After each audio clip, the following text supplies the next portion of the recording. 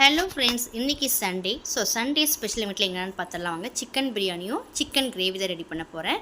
இன்றைக்கி சிம்பிளாக ஒரு சிக்கன் கிரேவி எப்படி செய்யுதுன்னு பார்த்தரலாம். ஃபஸ்ட்டு ஒரு 1/2 kg சிக்கன் வாங்கிட்டு நல்லா வாஷ் பண்ணிவிட்டு அதில் மிளகாய்த்தூள், உப்பு, தயிர் போட்டு நல்லா ஒரு பக்கமாக பிசைஞ்சு எடுத்து வச்சுட்டேன். அது நல்லா சாஃப்ட்டாக இருக்கும் சிக்கன், அதுக்காக அப்படி பண்ணியிருக்கேன்.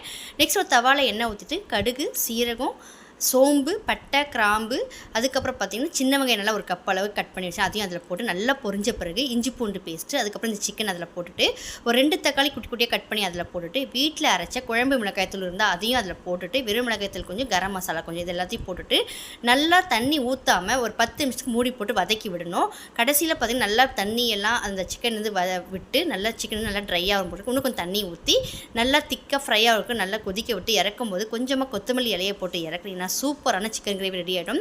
இது சிம்பிளாக இருந்தாலும் சாப்பிட்றதுக்கு செம்ம டேஸ்ட்டாக இருக்கும். தோசை, இட்லி எல்லாத்துக்குமே ரொம்ப சூப்பராக இருக்கும். ட்ரை பண்ணி பாருங்கள். ஹலோ ஃப்ரெண்ட்ஸ், இன்றைக்கி சண்டே. சண்டே ஸ்பெஷல் வீட்டில் என்னென்னு பார்த்தரலாம் வாங்க. சிக்கன் பிரியாணியும் சிக்கன் கிரேவி தான் ரெடி பண்ண போகிறேன்.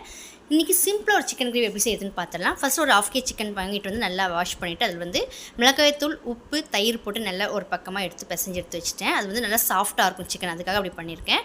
நெக்ஸ்ட் ஒரு தவாவில் எண்ணெய் ஊற்றிட்டு கடுகு, சீரகம், சோம்பு, பட்டை, கிராம்பு, அதுக்கப்புறம் பார்த்திங்கன்னா சின்ன வெங்காயம் நல்லா ஒரு கப் அளவு கட் பண்ணி வச்சு அதையும் அதில் போட்டு நல்லா பொரிஞ்ச பிறகு இஞ்சி பூண்டு பேஸ்ட்டு, அதுக்கப்புறம் இந்த சிக்கன் அதில் போட்டுட்டு ஒரு 2 தக்காளி குட்டி குட்டியாக கட் பண்ணி அதில் போட்டுட்டு வீட்டில் அரைச்ச குழம்பு மிளகாய்த்தூள் இருந்தால் அதையும் அதில் போட்டுட்டு வெறும் மிளகாய்த்தூள் கொஞ்சம், கரம் மசாலா கொஞ்சம், இது எல்லாத்தையும் போட்டுட்டு நல்லா தண்ணி ஊற்றாமல் ஒரு 10 நிமிஷத்துக்கு மூடி போட்டு வதக்கி விடணும்.